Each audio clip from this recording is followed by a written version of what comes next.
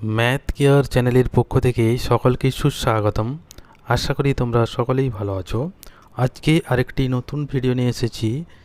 Class 9-এর অধ্যায় 11 রাশিবিজ্ঞান, এই অধ্যায়ের কোষে দেখি 11.1-এর আজকে 3-এর দাগ থেকে অঙ্কগুলি সুন্দরভাবে সমাধান করব।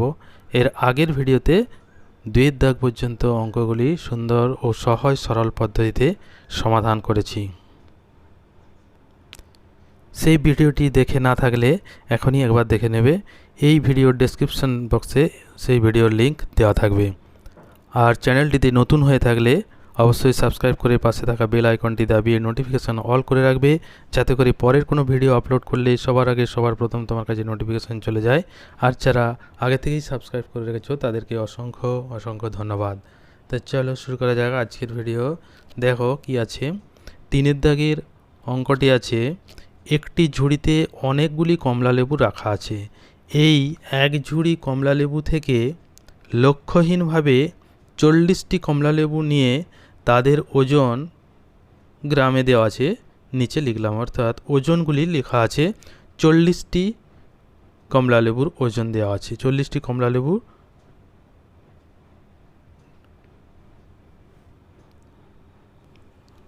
ওজন এখানে পরপর লেখা আছে, অর্থাৎ এই যে 45 এটি গ্রাম, 45 গ্রাম একটি কমলালেবুর ওজন, 35 গ্রাম আরেকটি, 30 গ্রাম আরেকটি কমলালেবুর ওজন, 55 গ্রাম আরেকটি কমলালেবুর, এইভাবে পরপর 40টি কমলালেবুর ওজন দেওয়া আছে। এই 40টি কমলালেবুর যে ওজন দেওয়া আছে গ্রামে, এবার এখানে কি করতে বলেছে, এবার আমি উপরের তথ্যের একটি পরিসংখ্যা বিভাজন ছক এবং একটি ক্ষুদ্রতর সূচক ক্রমযৌগিক পরিসংখ্যা বিভাজন ছক তৈরি করি। তাহলে প্রথমে পরিসংখ্যা বিভাজন ছক এবং সেখানে ক্ষুদ্রতর সূচক ক্রমযৌগিক পরিসংখ্যা বিভাজন ছকটিও তৈরি করতে বলা হয়েছে। তাহলে প্রথমে আমাকে দেখে নিতে হবে এখানে সর্বনিম্ন মান কত আছে এবং সর্বোচ্চ মান কত আছে, অর্থাৎ ওজনটা। এখান থেকে দেখা যাচ্ছে সর্বোচ্চ মান 110 এবং সর্বনিম্ন মান 30। তাহলে সর্বোচ্চ মান থেকে সর্বনিম্ন মান বিয়োগ করে আমরা পেয়ে যাব প্রসার। এই প্রসারটি পেয়ে গেলে সেটিকে আমরা এবার শ্রেণীতে সাজাবো। কতগুলি শ্রেণীতে সাজাবো সেটা আমি ঠিক করে নেব। যদি 8টি শ্রেণীতে করি তাহলে 8 দিয়ে ভাগ করব, 6টি শ্রেণীতে করি 6 দিয়ে ভাগ করব, 5টি শ্রেণীতে করি তাহলে 5 দিয়ে ভাগ করব এই প্রসারটিকে। তাহলে শ্রেণীর দৈর্ঘ্যটি আমি পেয়ে যাব, তারপর শ্রেণী সীমাটি লিখতে পারবো। সেখান থেকে এবার শ্রেণী সীমা হয়ে গেলে শ্রেণীর দৈর্ঘ্য পেয়ে গেলাম, ট্যালি মার্ক পেয়ে যাব, পরিসংখ্যা এখান থেকে দেখে দেখে পরিসংখ্যাগুলি লিখে নিতে পারবো।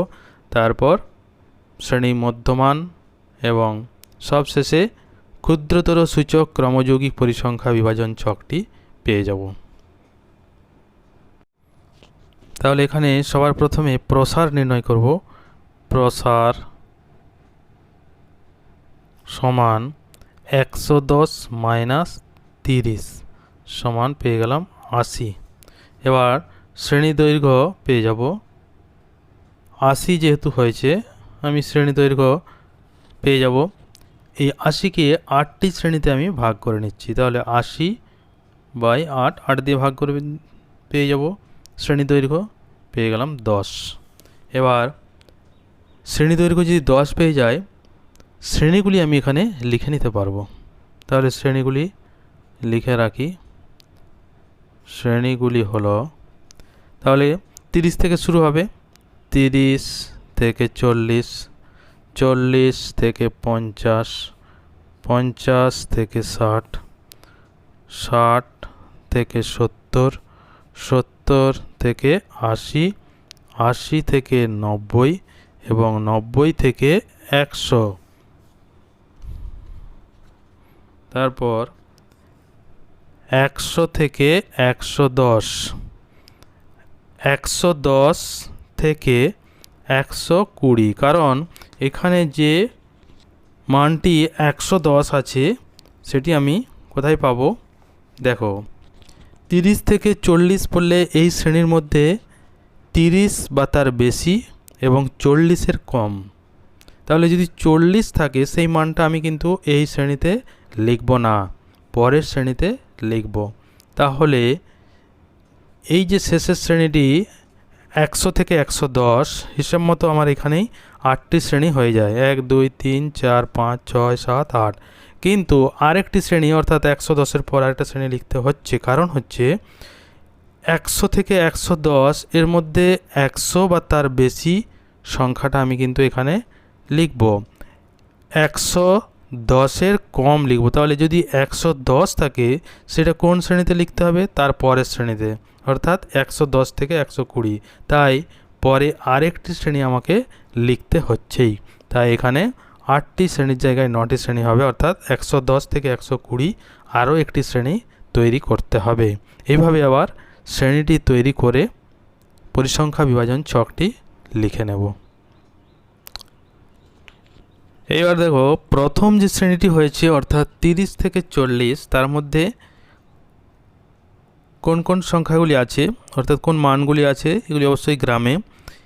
35 থাকবে, 30, তারপর এখানে চলে যাবে একদম 30, 40টা কিন্তু হবে না, চলে যাবে 30, এইগুলো থাকবে। অর্থাৎ 1 2,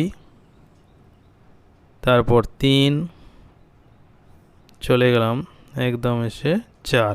তাহলে 30 থেকে 40 এই শ্রেণীর মধ্যে পরিসংখ্যা হয়ে গেল 4। এইভাবে পরের শ্রেণীতে 40 থেকে 50 কতগুলি আছে, 50 থেকে 60 তার মধ্যে কতগুলি আছে, 60 থেকে 70, এগুলো কিন্তু আমি সব এখান থেকে হিসেব করে নিয়ে প্রথমে পরিসংখ্যাটা লিখে নিই। তাহলে এখানে দেখো পরিসংখ্যা বিভাজন যে ছকটি তৈরি করেছি, শ্রেণীর সীমা, ট্যালি মার্ক, তারপর শ্রেণী পরিসংখ্যা, শ্রেণীর দৈর্ঘ্য, শ্রেণীর মধ্যমান, ক্রমযৌগিক পরিসংখ্যা, সেটি ক্ষুদ্রতর সূচক ক্রমযৌগিক পরিসংখ্যা। তাহলে এখানে পরিসংখ্যা 30 থেকে 40 পেয়েছি পরিসংখ্যা 4, 40 থেকে 50 6, 50 থেকে 60 3, 60 থেকে 70 4, 70 থেকে 80 8, 80 থেকে 90 7, 90 থেকে 100 3, 100 থেকে 110 3 এবং 110 থেকে 120 2। এই পরিসংখ্যা মোট যোগফল 40, কারণ ওখানে বলা ছিল 40টি কমলালেবুর ওজন গ্রামে দেওয়া আছে। তাহলে এই পরিসংখ্যা কিন্তু সবসময় 40ই হবে। এবার এই পরিসংখ্যা থেকে এখানে প্রথমে ট্যালি মার্কটি আমি এখানে লিখে দেব। 4-এর ট্যালি মার্ক আমরা জানি 1 2 3 4। 6-এর ট্যালি মার্ক হবে 1 2 3 4 5, কারণ 4-এর পর এটা 5 হলে এইভাবে একটি কেটে দিতে হয়, কারণ এটা জানি 5-এর একটি দল, এটা হিসাবের সুবিধার জন্য এইভাবে ট্যালি মার্ক করা হয়। তাহলে এটা 5 হলো, তারপর একটি বেশি থাকলো। 3 হলে 1 2 3, 4 হলে 1 2 3 4, 8 হলে 1 2 3 4 5, 5-এর পর 6 7 8, 7 হলে 7কে আমরা লিখতে পারবো 1 2 3 4 5, 5-এর পর আর দুটো থাকবে 6 7, 3 হচ্ছে 1 2 3, তারপর 100 থেকে 110-এ 3 হলে 1 2 3, 110 থেকে 20, 120 তাতে 2 পরিসংখ্যা, তাহলে 2 হয়ে গেল। এইটা গেল ট্যালি মার্ক। তাহলে শ্রেণী সীমা 30 থেকে 40, পরিসংখ্যা পেলাম 4, ট্যালি মার্ক পেলাম 4। এইভাবে প্রত্যেকটা শ্রেণীর পরিসংখ্যা এবং ট্যালি মার্ক আমি লিখে নিলাম। এইবার শ্রেণীর দৈর্ঘ্য কিন্তু আমি আগেই হিসেব করে রেখেছিলাম, অর্থাৎ শ্রেণী দৈর্ঘ্যটা এখানে পেয়েছিলাম 10।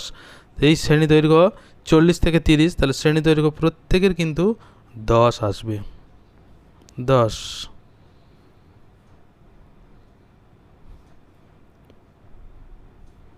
প্রত্যেকটি শ্রেণী দৈর্ঘ্য হয়ে যাবে 10। এরপর হচ্ছে শ্রেণীর মধ্যমান কীভাবে বের করব? এই যে শ্রেণী সীমা আছে, নিম্ন সীমা এবং ঊর্ধ্ব সীমা যোগ করে তাকে 2 দিয়ে ভাগ করব। তাহলে 30 যুক্ত 40/2 যদি করি, 30 40 যোগ করলে 70/2 সমান 35। এইটা একটা শ্রেণীর মধ্যমান পেয়ে গেলাম, সেটা হচ্ছে কত? 35। পরের শ্রেণীর মধ্যমান, তাহলে 40 যুক্ত 50 সমান 90। 90কে যদি 2 দিয়ে ভাগ করি, আমরা জানি 45। তাহলে এখানে দেখো 35 10 বেড়ে গিয়ে হয়ে গেল 45। তাহলে পরেরটায় আবার কিন্তু 50 এবং 60 যোগ করলে 110, তাকে 2 দিয়ে ভাগ করলে 55, ঠিক 10 করে কিন্তু বেড়ে যাবে, কারণ শ্রেণী দৈর্ঘ্য এখানে 10 আছে। তাহলে এটা হয়ে যাবে 55। পরেরটা ঠিক একইভাবে হয়ে যাবে 65, তারপরেরটা হয়ে যাবে 65 10 75, তারপর 75 10 85, তারপর 85 আর 10 দিয়ে দিলে কত হবে 95, 95 তারপর 10 দিলে হয়ে যাবে 105, 105 তারপরেরটায় 10 দিয়ে দিলে হয়ে যাবে 115। এইভাবে শ্রেণীর মধ্যমান আমরা পেয়ে গেলাম। এরপর ক্রমযৌগিক পরিসংখ্যাটি এখান থেকে লিখব। ক্রমযৌগিক পরিসংখ্যাটি কিভাবে লেখা হয়? ক্ষুদ্রতর সূচক ক্রমযৌগিক পরিসংখ্যা, প্রথমে যে 4 আছে 4টি থাকবে, পরেরটিতে হবে 4 এবং 6-এর যোগফল, তারপরেরটিতে সেই দুটির যোগফল, তারপরে এইভাবে যোগফল হয়ে যাবে। এইভাবে ক্রমযৌগিক পরিসংখ্যা, ক্ষুদ্রতর সূচক ক্রমযৌগিক পরিসংখ্যাটি লিখতে হয়। তাহলে ক্ষুদ্রতর সূচক ক্রমযৌগিক পরিসংখ্যা প্রথমে হয়ে যাবে 4, তারপর 4 6 যোগ করলে হয়ে যাবে 4 6 10, তারপর 10 আর 3 যোগ করলে হয়ে যাবে 13, 13 4 17, 17 আর 8 যোগ করলে 25, 25 আর 7 যোগ করলে 32, 32 3 যোগ করলে 35, 35 3 যোগ করলে 38, 38 2 যোগ করলে 40। অর্থাৎ সবার শেষে মোট পরিসংখ্যাটা কিন্তু আমরা পাবো। এটা হচ্ছে ক্ষুদ্রতর সূচক ক্রমযৌগিক পরিসংখ্যা লেখার নিয়ম। ক্ষুদ্রতর সূচক ক্রমযৌগিক পরিসংখ্যা ঠিক এইভাবে লিখতে হবে। প্রথমেরটা থাকলো, তারপর এটার সাথে এটা, এটার সাথে এটা, অর্থাৎ ঠিক কোনাকুনি যোগ করে করে যাব। এইটা মনে রাখলেই হয়ে যাবে। ঠিক আছে, এইভাবে কিন্তু পেয়ে যাব ক্ষুদ্রতর সূচক ক্রমযৌগিক পরিসংখ্যা। এরপর এখান থেকে আরেকটা ছক আমরা লিখতে পারি, সেটা হচ্ছে পরিসংখ্যা ঘনত্ব। পরিসংখ্যা ঘনত্ব কিভাবে লিখতে হবে? পরিসংখ্যা ঘনত্ব হচ্ছে প্রত্যেক শ্রেণীর পরিসংখ্যা শ্রেণী দৈর্ঘ্য, অর্থাৎ এই শ্রেণীর যে পরিসংখ্যা তাকে শ্রেণীর দৈর্ঘ্য দিয়ে ভাগ করে দিলে আমরা পেয়ে যাব শ্রেণী পরিসংখ্যার ঘনত্ব। তাহলে এখানে পরিসংখ্যা 4, তাকে যদি শ্রেণীর দৈর্ঘ্য দিয়ে ভাগ করি, অর্থাৎ 4/10 সমান হয়ে যাবে 0.4। তাহলে এখানে পেয়ে যাব প্রথম শ্রেণীর পরিসংখ্যা ঘনত্ব 0.4, তারপরেটা হয়ে যাবে 0.6, তারপরেটা হবে 0.3, তারপরে হবে 0.4, তারপরে একইভাবে হবে 0.8, পরেরটি হবে 0.7, তারপরেরটি হবে 0.3, তারপরেরটি হবে 0.3, শেষেরটি হবে 0.2। এইভাবে পরিসংখ্যা ঘনত্ব আমরা সহজেই লিখে নিতে পারবো। তাহলে এই যে ছকটি তৈরি করলাম, এটি হচ্ছে একটি পরিসংখ্যা বিভাজন ছক। পুরোটি এখানে কিন্তু কমপ্লিটভাবে করা আছে। তাহলে অঙ্কগুলি খুব সহজেই বোঝা যাচ্ছে। এবার বুঝতে যদি কারো কোনো সমস্যা হয় তাহলে অবশ্যই কমেন্ট করে জানাবে, আর ভিডিওটি শেয়ার করে বন্ধুদের দেখার সুযোগ করে দেবে। এবার চলে এসো পরের অঙ্কে, অর্থাৎ 4-এর দাগের অঙ্ক। দেখো এখানে বলেছে মিতালি ও মহিদুল গ্রামের 45টি বাড়ির এই মাসের ইলেকট্রিক বিলের টাকার পরিমাণ নিচে লিখলো। 45টি বাড়ির ইলেকট্রিক বিল এখানে টাকায় লেখা আছে, অর্থাৎ প্রথমে একটি বাড়ির ইলেকট্রিক বিল 116 টাকা, পরেরটি 127, পরেরটি 100, তারপরেরটি 82, 80, 101, এইভাবে পরপর করে 45টি পরিবারের ইলেকট্রিক বিলের টাকার পরিমাণগুলি লেখা আছে। এইবার এইটিকে কি করতে বলেছে? আমি উপরের তথ্যের একটি পরিসংখ্যা বিভাজন তালিকা তৈরি করি। অর্থাৎ এই যে ইলেকট্রিক বিলের টাকার পরিমাণগুলি দেওয়া আছে সেখান থেকে একটি পরিসংখ্যা বিভাজন ছক তৈরি করতে হবে। তাহলে প্রথমে আমাকে দেখে নিতে হবে এই যে মানগুলি দেওয়া আছে, যে টাকা ইলেকট্রিক বিলের টাকার পরিমাণ, তাদের মধ্যে সর্বনিম্ন মান কত এবং সর্বোচ্চ মান কত। এখান থেকে আমি দেখতে পাচ্ছি সর্বনিম্ন যতটুকু দেখা যাচ্ছে যে 63, 61, 59, 52 সব থেকে কম এবং সব থেকে বেশি দেখা যাচ্ছে 110, 21, 28, 130, 29, 130 সব থেকে বেশি 130 এবং সব থেকে কম 52। তাহলে সর্বোচ্চ মান 130 এবং সর্বনিম্ন মান 52। এই দুটির বিয়োগ করলে আমরা পেয়ে যাব প্রসার, এবং এই প্রসার থেকেই প্রথমে আমরা শ্রেণীর দৈর্ঘ্য নির্ণয় করব, অর্থাৎ কতগুলি শ্রেণীতে করব সেটা আমি নিজের থেকে ঠিক করে নেব। সেটা আমি 6টা শ্রেণীতে করতে পারি, 7টা শ্রেণীতে করতে পারি, 8টা করতে পারি, 9টা করতে পারি, 10টা করতে পারি। সেই শ্রেণীর সংখ্যাটা আমি নিজের থেকে ঠিক করে নিয়ে শ্রেণীটি তৈরি করব এবং সেখান থেকে শ্রেণীর দৈর্ঘ্যটি পেয়ে যাব। তাহলে সবার প্রথমে আমাকে প্রসারটি নির্ণয় করতে হবে। তাহলে সবার প্রথম প্রসার নির্ণয় করব। এখানে প্রসার সমান হয়ে যাবে 130 মাইনাস 52 সমান হয়ে যাবে 2 কত দিলে 10, 8 হাতে 1, 5 একে 6, 6 7 13। তাহলে 78 পেয়ে গেলাম। এটিকে যদি আমরা এবার শ্রেণীর দৈর্ঘ্যে পরিণত করি, অর্থাৎ শ্রেণীর দৈর্ঘ্যটি নির্ণয় করি, শ্রেণীর দৈর্ঘ্য সমান হয়ে যাবে, এটিকে আমি 8টি শ্রেণীতে ভাগ করব। তাহলে 78/8 সমান হয়ে যাবে 8 9 72, 6 থাকে, 8 7 56, 4, 8 5 40। তাহলে এখানে পেয়ে গেলাম 9.75। এটাকে আমরা কাছাকাছি ধরে নিতে পারি, অর্থাৎ নিয়ারলি ইকুয়াল টু 10। তাহলে আমরা শ্রেণী দৈর্ঘ্যটি 10 এই হিসাবে শ্রেণীটি তৈরি করব। তাহলে এখানে 52 যেহেতু সর্বনিম্ন মান এবং 130 সর্বোচ্চ মান, তাহলে শ্রেণীগুলি আমি এখানে লিখে রাখি। শ্রেণীগুলি হলো 50 থেকে শুরু করে দেব, অর্থাৎ 50 থেকে 60, 60 থেকে 70, 70 থেকে 80, 80 থেকে 90, 90 থেকে 100, 100 থেকে 110, 110 থেকে 120 এবং 120 থেকে 130। এরপর আরও একটি শ্রেণী আমাকে লিখতে হবে 130 থেকে 140, কারণ আমরা জানি যে এই যে 120 থেকে 130 এই শ্রেণীর মধ্যে 120 বা তার বেশি সংখ্যাটা আমরা এখানে হিসেব করি। 130-এর কম হলে সেইটাও আমরা এই শ্রেণীতে হিসাব করি, কিন্তু যদি 130টা থাকে তখন কিন্তু এই শ্রেণীতে আমরা সেটা হিসেব করতে পারি না। তখন কি করব, পরের শ্রেণীতে চলে যাই তার নিম্ন সীমা দেখে। তাহলে 130 যদি থাকে সেটি কিন্তু এই শ্রেণীতে হিসাব হচ্ছে না, তাই পরে আরও একটি শ্রেণী অর্থাৎ 130 থেকে 140 তৈরি করলাম। তাহলে আমার মোট 9টি শ্রেণী তৈরি হলো। এবারে এই শ্রেণীগুলি এখানে লিখে এবার পরিসংখ্যা বিভাজন ছকটি সুন্দরভাবে তৈরি করব। তাহলে এখানে শ্রেণীর সীমাটি আমি লিখেছি 50 থেকে 60, 60 থেকে 70 যে শ্রেণীগুলি পেয়েছিলাম শ্রেণীগুলি লিখলাম। এইবার এখানে আমাকে পরিসংখ্যা বিভাজন যে ছকটি তৈরি করেছি, ট্যালি মার্ক, শ্রেণী পরিসংখ্যা, শ্রেণী দৈর্ঘ্য, শ্রেণী মধ্যমান এবং পরিসংখ্যা ঘনত্ব, এইগুলি হিসেব করে লিখতে হবে। প্রথমেই দেখো শ্রেণী সীমা থেকে আমি শ্রেণীর পরিসংখ্যা হিসেব করছি। যেমন 50 থেকে 60 এর মধ্যে কতগুলি সংখ্যা আছে প্রথমে আমাকে হিসেব করে একটু দেখে নিতে হবে।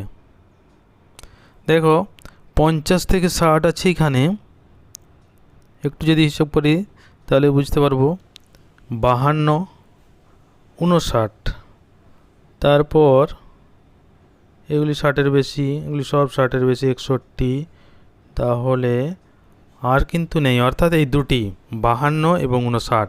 তাহলে 50 থেকে 60 এই শ্রেণীর মধ্যে পরিসংখ্যা পেয়ে গেলাম 2। 50 থেকে 60 এই শ্রেণীর পরিসংখ্যা পেলাম 2।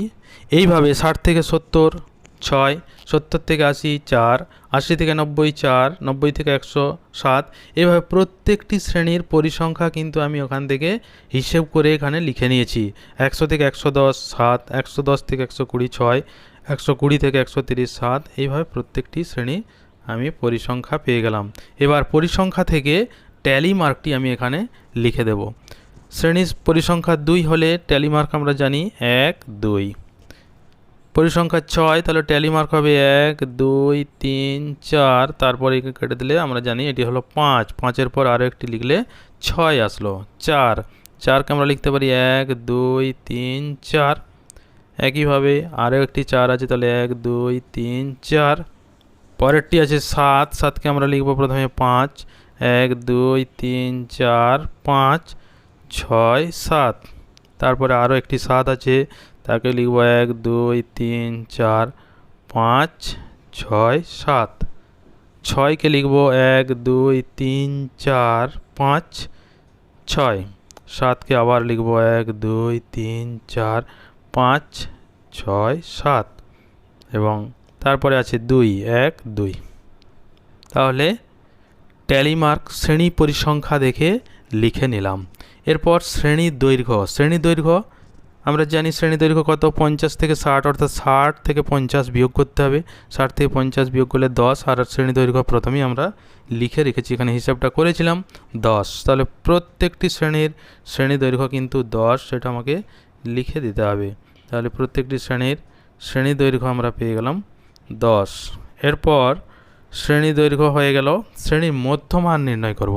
শ্রেণীর মধ্যমান জানি আমরা নিম্ন সীমা এবং শ্রেণীর ঊর্ধ্বসীমা যোগ করে তাকে 2 দিয়ে ভাগ, অর্থাৎ 50 যুক্ত 60/2 সমান 110/2 সমান 55।